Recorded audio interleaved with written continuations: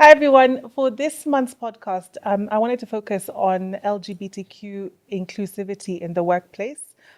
You may know that at CDH we produce a corporate guide every so few years.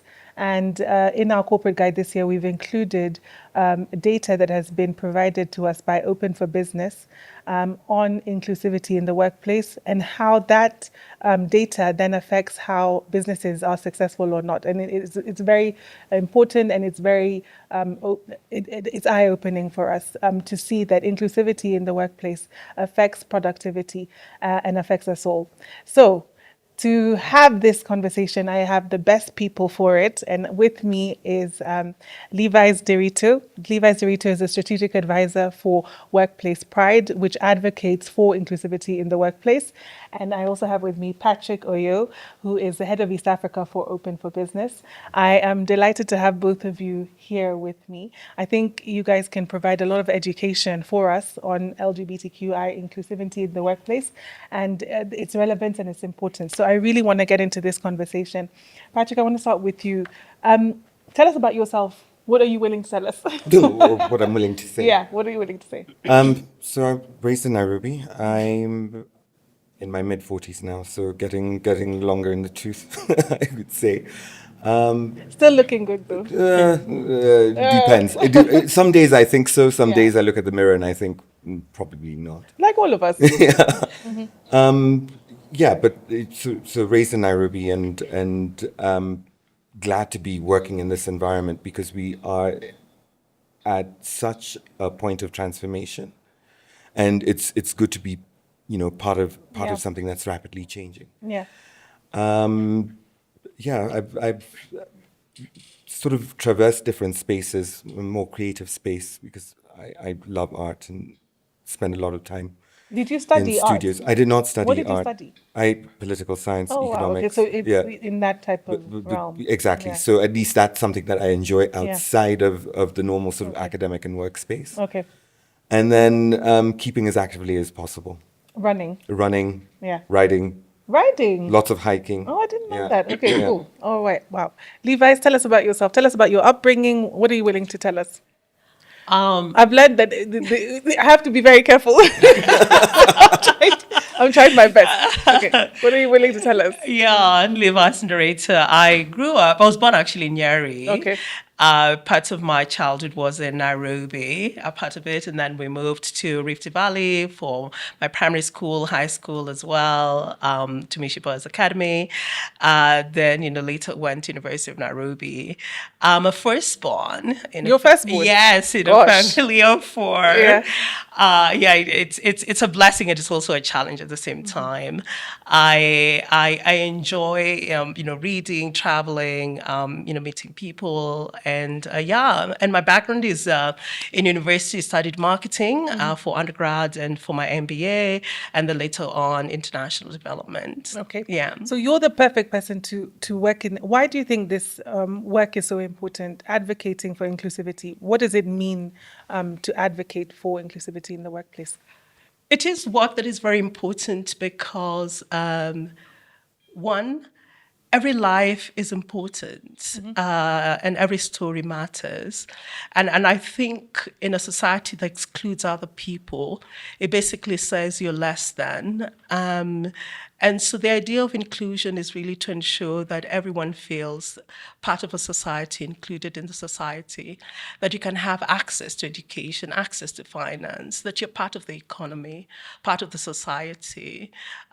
So I think this work is important in that regard because we've seen so many marginalizations, whether you're a woman, a person with disability, LGBTQ people, we've seen all these marginalizations that are in the society. And what we're saying is the society should work for everyone. Yeah. Right. Yeah. And what about Open for Business? How did Open for Business start? What does it do? And how does it promote inclusivity in the workplace? So I would term Open for Business as being a research agency. Okay. That's been in existence for quite a number of years, but we've been working in East Africa since 2019. And we started with an economic case for LGBTQ plus inclusion in Kenya report. And since last year, we have a program that's now traversing the entire region. So Kenya, Uganda, Tanzania, and Rwanda being our focus countries. We work on LGBTQ plus advocacy through three ways. One, our research, so looking at the data that we provide, and it could be through very specific reports like the city report that that CDH cited. It could be through regional reports like our very recent report on the economic case for LGBTQ plus inclusion in East Africa. It could be country-specific reports, but these are very rare, like an economic briefing that we worked on in Uganda. So the research forms the backbone of our programs, and we have a number of regional programs. So East Africa being one of the most recent. We have one in Southeast Asia, and another in the Caribbean, and one in Eastern Europe. And what we do is use the research, the data in our coalition of global companies to advocate for greater LGBTQ plus rights. Yeah. So let's look at the city report, for example. The city report goes through, is it just Africa? We used your Africa index, and it demonstrates that where there is a lack of inclusivity in the workplace, cities are less, the businesses are less productive. Yeah. And if you look at those statistics, it's obvious to anyone that there's an economic case for inclusivity. So is that the kind of thing that you're advocating That's for? the kind of thing that we're advocating Yeah. for. Yeah. Because as Levi's talked about, marginalization of one segment of society, what we end up doing is harming society as a whole. Correct. So we cannot look at these issues in isolation. Yeah. And I mean, Levis, I want to just be, very candid, because to be honest, a lot of people don't have enough education on LGBTQ. What is LGBTQ? What do they stand for? What does it mean? How can people get more comfortable with that language, especially in Africa? Absolutely. We keep on adding our alphabets. Yeah, because it was LGBT first. Yeah, so LGBTQ stands for lesbian, gay, bisexual, transgender, and Q is queer or questioning, depending. And there's also an I in there for What is I? intersex. Oh, okay. Absolutely. All And right. then the plus, it's for like any other that we could have missed in that long alphabet. Yeah. So the point is that every single person, however they identify, should be treated equally within the workplace, because obviously we have inherent biases from the fact that we come from either a Christian context or a background that does not or has not advocated traditionally for different types of people in the workplace. Absolutely. What about when businesses do try, or where there's a law in place that is preventing this kind of inclusivity, and businesses face a backlash? How do you encourage businesses to really promote or stay steadfast in the case for inclusivity? Good question, Njeri. I think for businesses, one, they care about certain things. One, they care about money, revenue.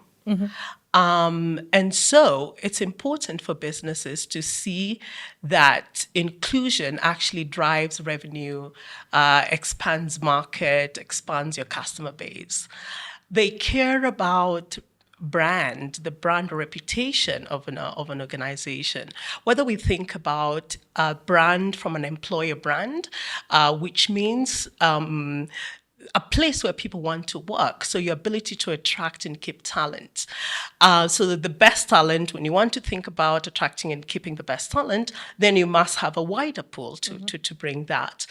Businesses care about innovation and better decision making. So when you have a diverse set of a group of people or employees, then you're actually better able to innovate and to be creative and to make better decisions.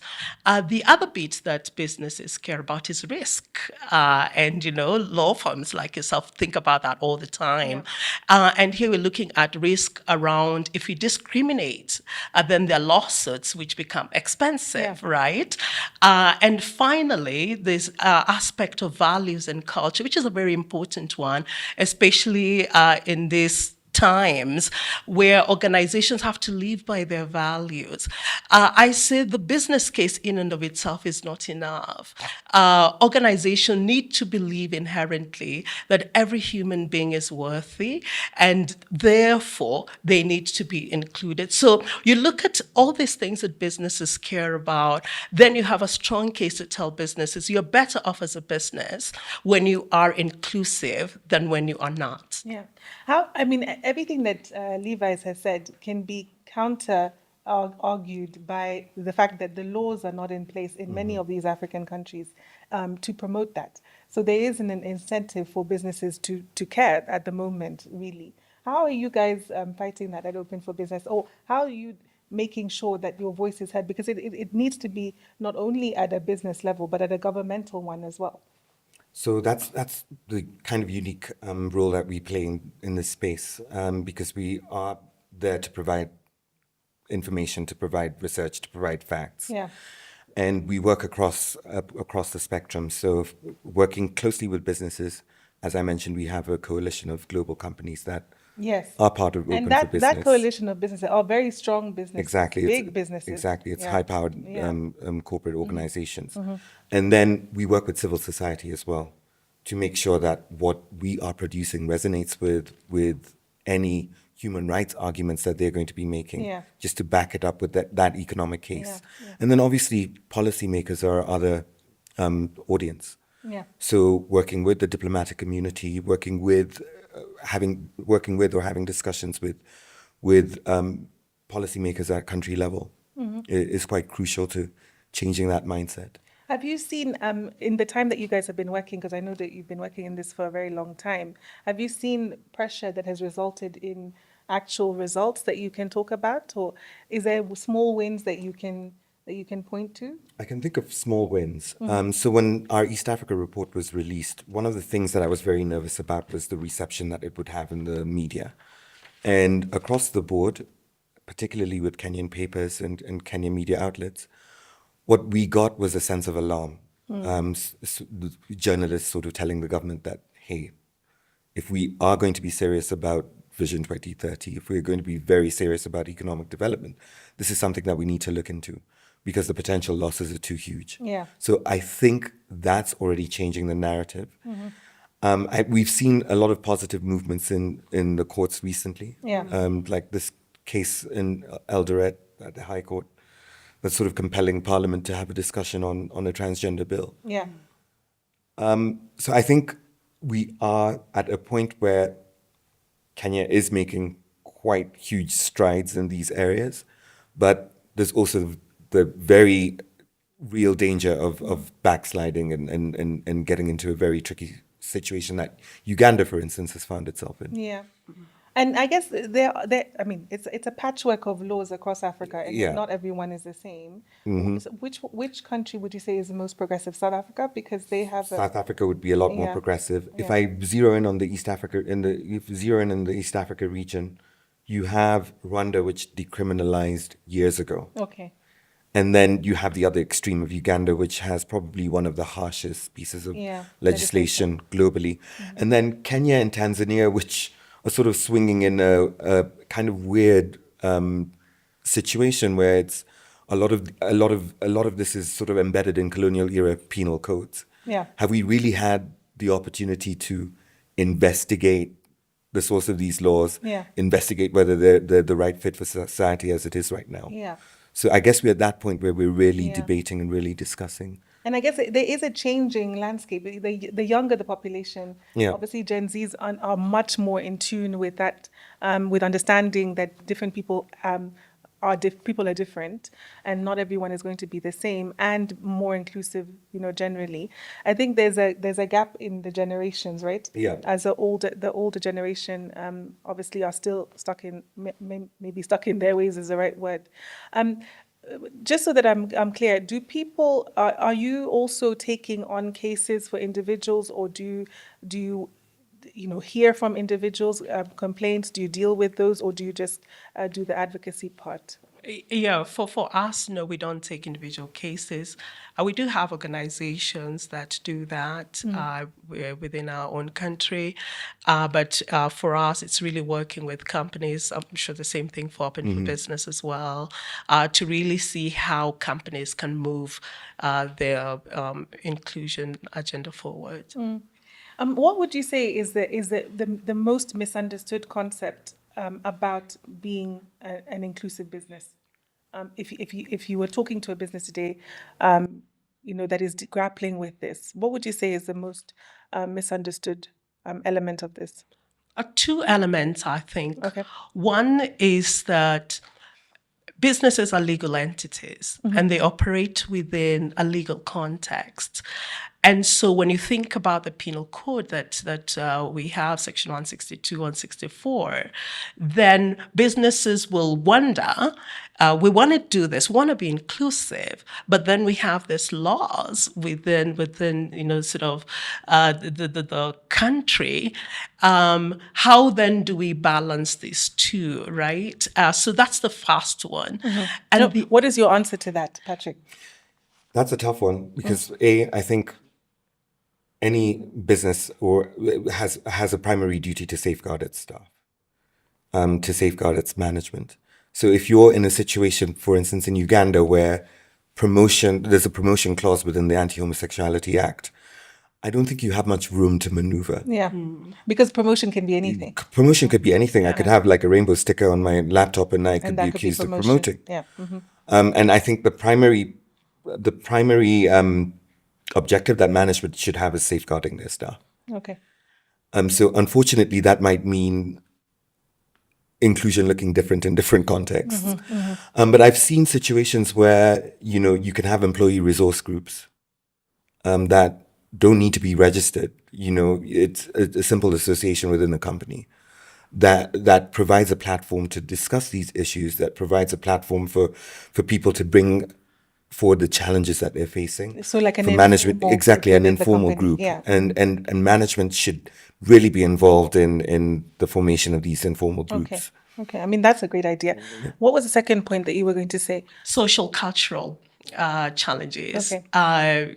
Business also operate within certain social cultural norms, right? And so if the norms of a society then are not accepting, then businesses will shy off. And here, looking at my marketing background, when I think about advertising or products that you actually come up with, then it becomes restrictive because, in certain norms, the sense, especially when I think about, Kenya or Africa generally, the norms of like, these are not our African values, Correct. or these are not the norms of a society.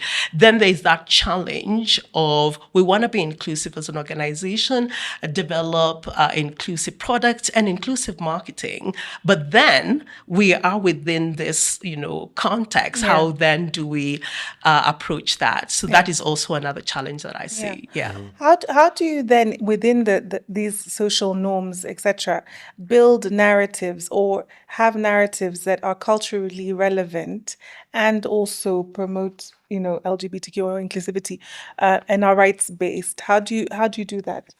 Can any one of you answer? I'll take this first. Okay. From a marketing and comms or brand perspective, you appeal to the universal needs of a people. We all want to feel included. We want to feel a sense of belonging. We all are seeking the same things. So once you appeal to that universality of those needs, then it kind of shapes that narrative so that also inclusion is not seen in isolation, that we are only thinking about one group of people.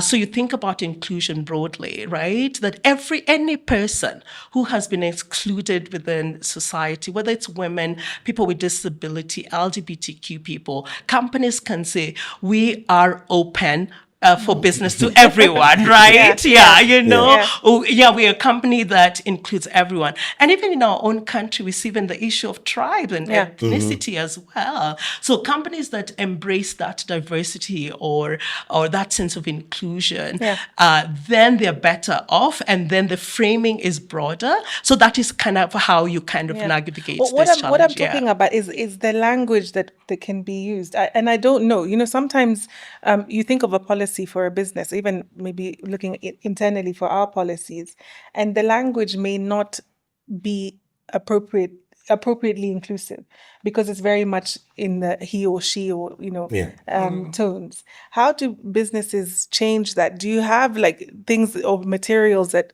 people can use so that they can be better informed? Absolutely. I don't know if that's Patrick, perhaps. We don't, because we don't play that sort of advisory role to businesses like workplace pride. You guys do? Yeah, we do have a guide. For example, we develop a toolkit where companies can actually work and collaborate with civil societies that are LGBTQ related. And yes, it's true, that there is indeed a gap in terms of supporting organizations directly, and largely it's because one of those challenges that I earlier on highlighted. So companies find themselves in this dilemma. However, what, for me, in terms of progress, I say, we might not start from changing policies and all of these things at first, but there is the broader language that we use first that is welcoming. So you kind of appeal to that first. And then as we progress as a society, as the laws become more favorable, then again, now we can get into the policy, particularly when I think about local companies. For multinationals, that could be a little bit different. Yeah, I mean, at multinationals, I think they are affected by the fact that their laws have changed and then they have had to adapt. Yeah.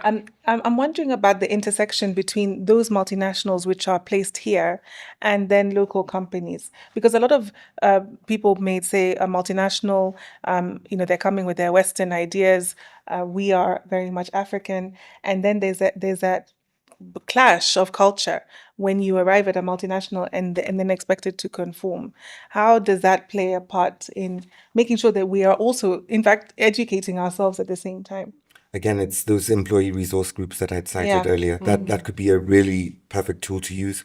Actually, during the entire research process before we put the East Africa report together, this is one question that a lot of companies would ask. Yeah. How do we have this discussion? Do we know what's legal and what's not legal?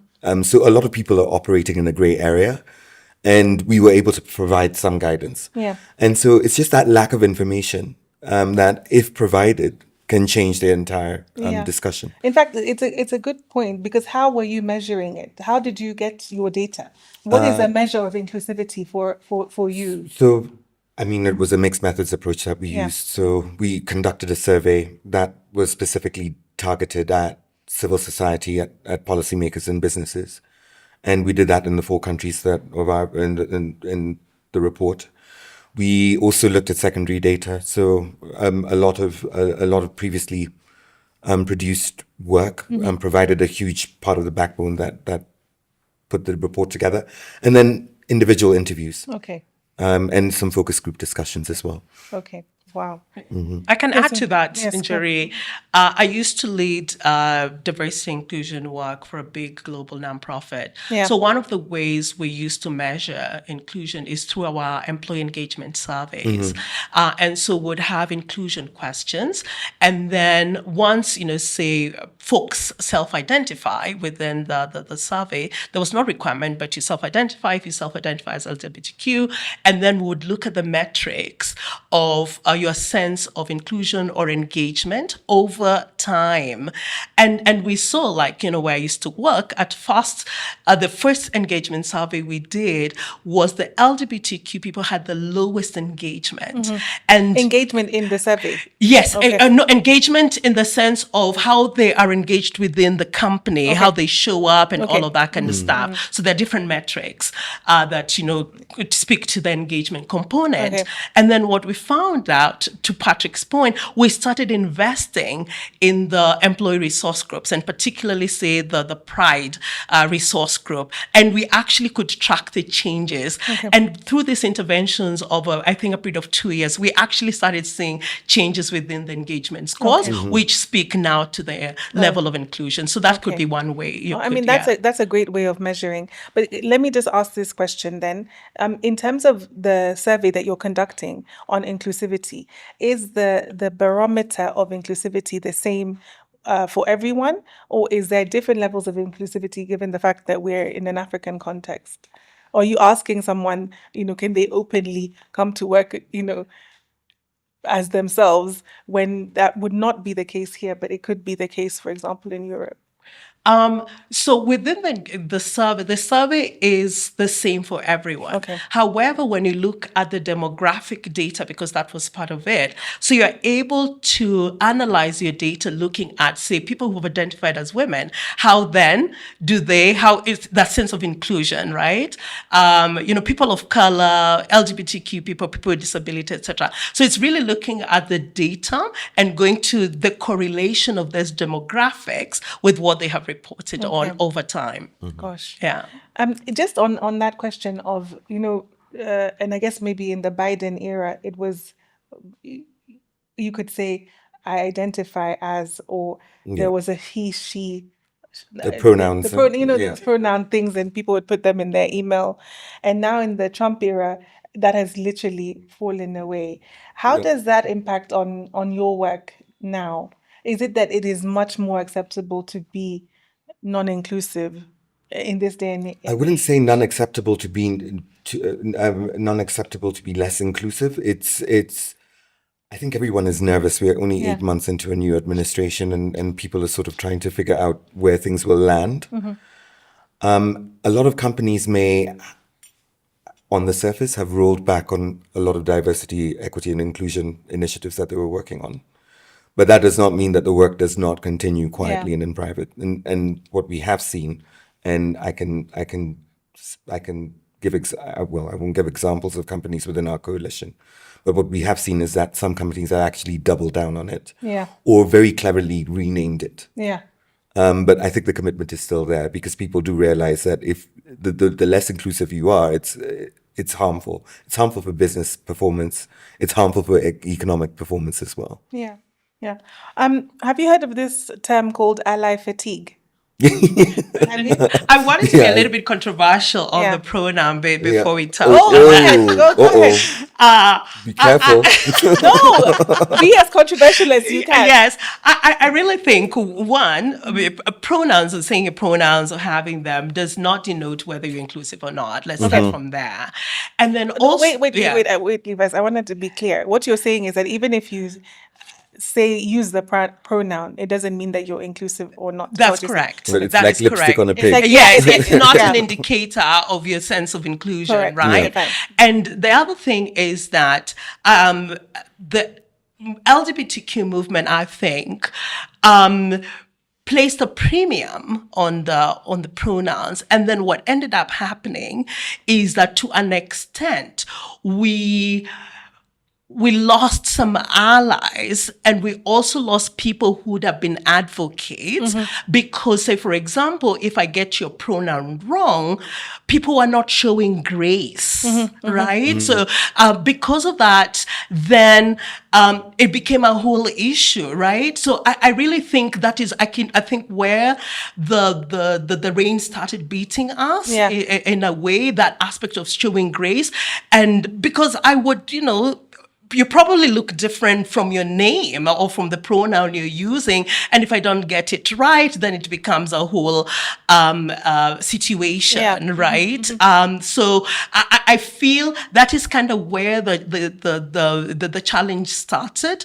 And I think part of the backlash that we are seeing within the LGBTQ movement partly is because of some of the premiums we placed on say, pronouns, rather than truly opening up conversations, just truly giving grace to others who are not able to sort of get it right the first time. I mean, when I looked at, and Patrick, I'll allow you to go. Yeah. When I looked at the whole pronouns thing, and the doubling down on get my pronoun right, it's kind of a full circle moment because people have felt so non-included before. Now, just make sure that you get my name right and give me the respect that I deserve.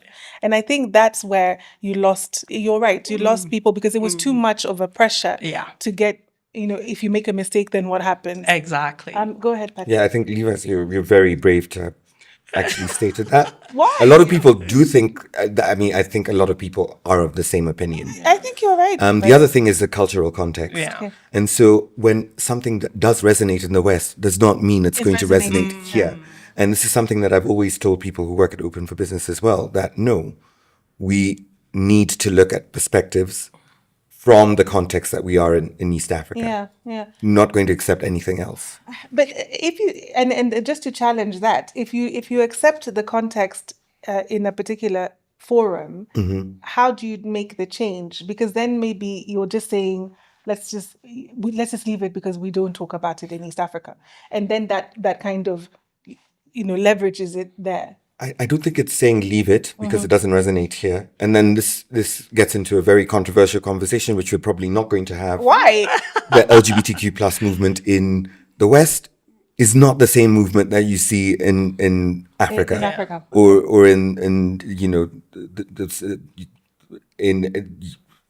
in developing countries. It's not the same movement.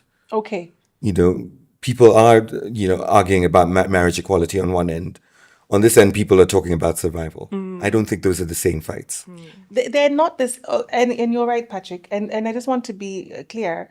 It's not the same fight for where we are now. Yeah. But it's a fight that they may want to have at a later time. I mean, right? hopefully one day we'll get to the point where we're arguing about pronouns in East Africa. But I always say, like, when we look at our own traditional languages, Okay. everyone is they, them, really, right? Okay. I mean, I like that. Yeah. I like that. Okay. I understand. So it should be a non-issue. It's a very, it's a complex conversation, right? Yeah. And what we're trying to do for the purposes of this is demonstrate that if you're not being inclusive, irrespective of how you show up, it's an economic harm for businesses. And that's really it. Let's talk about ally fatigue, okay? In the context of the workplace, or even in the context of trying to run a successful business in Africa. Have you heard of ally fatigue? No, tell me about it. It says here. No. It's like being too aligned with LGBTQ plus, right? You can never be too aligned. I knew you would say that. You can never be too aligned. I think you can never be too aligned. I just feel if you're inclusive, then it's you accept people as they are, the whole of them, in my opinion. Yeah. I have very little to say about ally fatigue, but the way I would look at it is, in our context here, homophobia and misogyny are so strongly interlinked.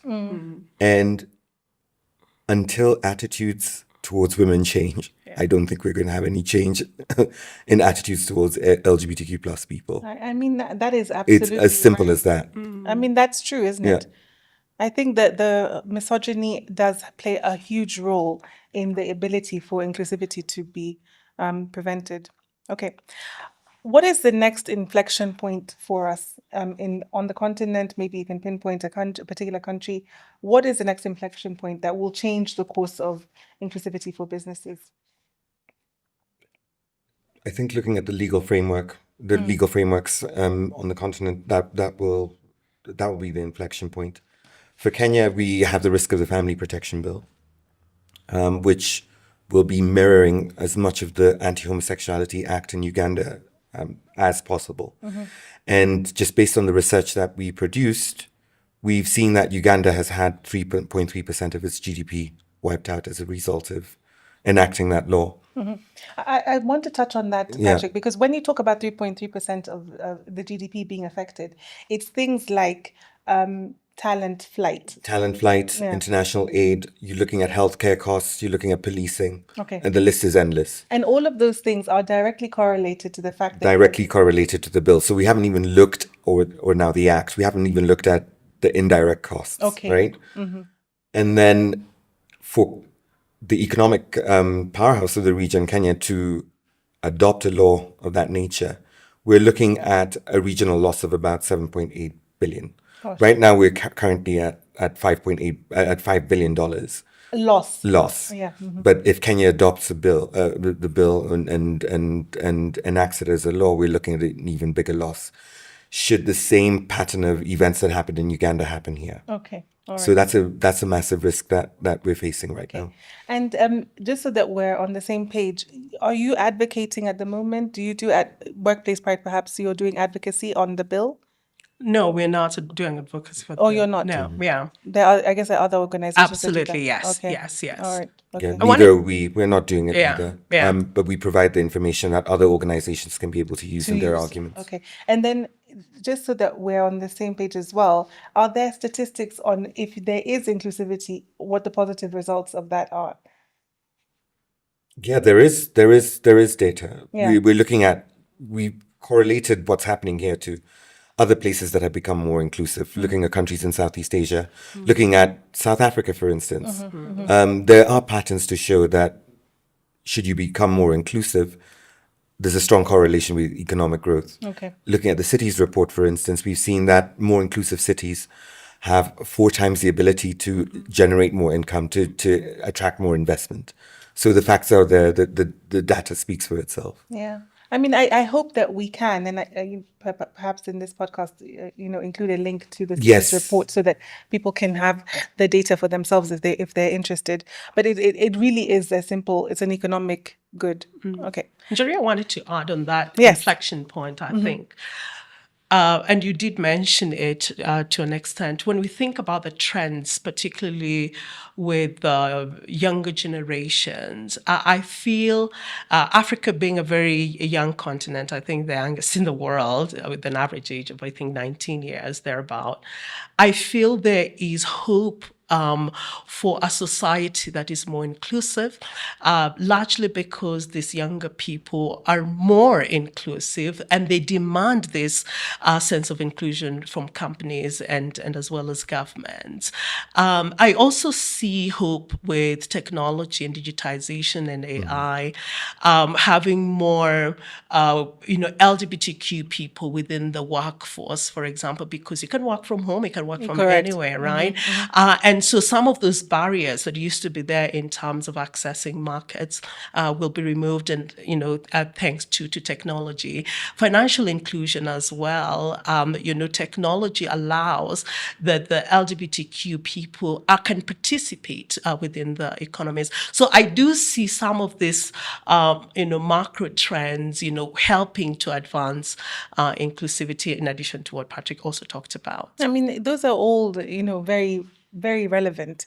But there's a push-pull, right? So, for example, on the working from home, great during COVID, and then people are insisting everyone has to come back to work, right? Yeah. The financial inclusion, there's a push-pull as well. How do you make sure that everyone has access to the relevant banking, are able to access, accounts, et cetera, Otherwise, we rely on, M-Pesa and that kind of thing. AI, I think, is a great equalizer for everyone. Yeah. The data will speak for itself. We'll see. You're skeptical. You're skeptical. I have my skepticisms about AI. I might not want to get into them too much, but Patrick, I think we're rushing. We're really like rushing like headfirst into something that we don't really understand. I'm not trying to be very conservative in my thoughts about this, but I'm sort of thinking, companies, for instance, should have been thinking about their AI policy way before where we've got to already. Yeah. Or if they haven't thought about it at this point, they should really be thinking about it at this point. No, I think AI policies, all of that, are extremely relevant and need to be put in place, irrespective. Like even the larger legal framework, have we thought about this? There is thought, especially because the data that, how it's pulled together does not necessarily emanate from the continent or is not relevant to the continent. So there are all manner of arguments on that. But you're right.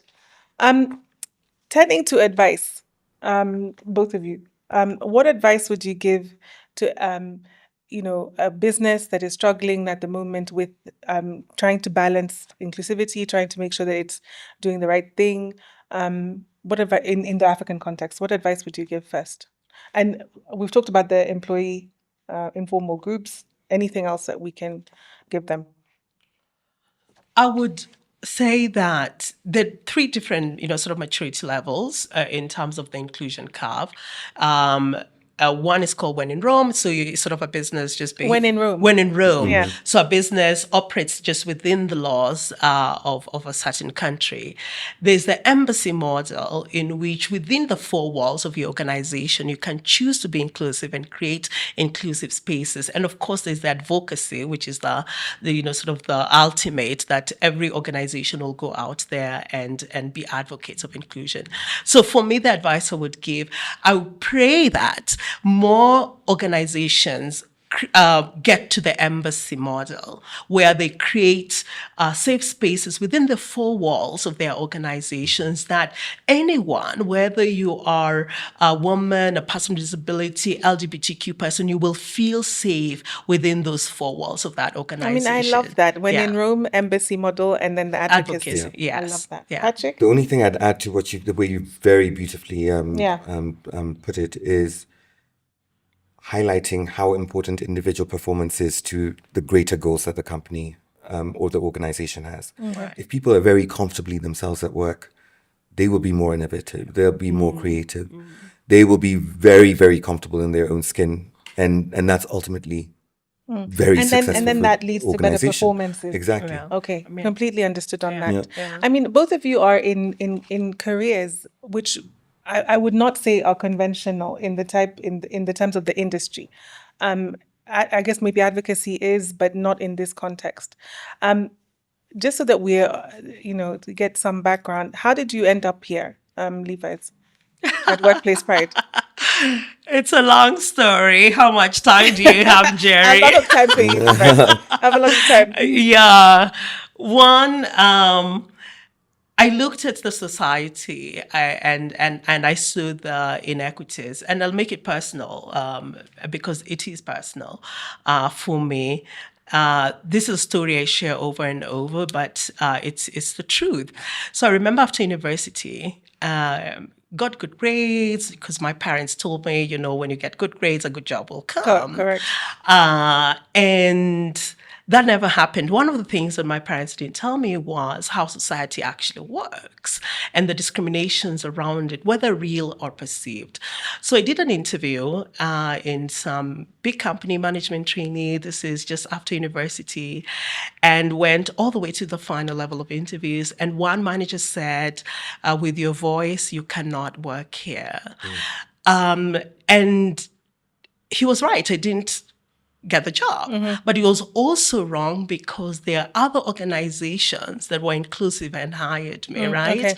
Okay. And so I saw firsthand what discrimination or bias looks like. And I told myself I would like to contribute to the society in creating a society that is more inclusive, a society where the biases people have are reduced because we can never eliminate them, really. So it's personal for me. Yeah. And my purpose now is to create organizations or work to create a society and organizations that are truly inclusive for everyone, regardless of who you are, your background, or who you love. I love that, Levis. I really love that. And I thank you so much for sharing such a personal story. I know, Patrick, I can't extract anything. No, you probably extract a few things. I don't know. I think the path that I've had has been a lot easier. And working in the international development space for almost 20 years, it's been that embassy model. And so I found that every workplace that I've been in has been quite inclusive or sort of live and let die, just get on with things. Yeah. All we're interested in is performance. All we're interested in is getting the job done. But how I got to Open for Business, this is a diversion from what I've normally been doing. Because you were in international development. International development and particularly focused on systems thinking. Okay. And for me, this was part of that, again, investigation of systems. Okay. So looking at one specific group of people within one specific segment within a larger society, how does this affect the whole? Yeah. And so working on that economic case became an interesting thing. So let's look at all these different nodes in East Africa and try to figure out. When I heard about Open for Business and I saw the city's report, it immediately made sense to me for us to include it, because it just makes sense. If you're losing money because you're not doing something, that it could easily be cured by an embassy model or an advocacy model. It just makes sense, and I think that it's very valuable work. I want to get into advice for people who want to get into this kind of work, or who want to get into advocacy or supporting those who are marginalized. How would you encourage them to get into this type of work? What advice would you have for them?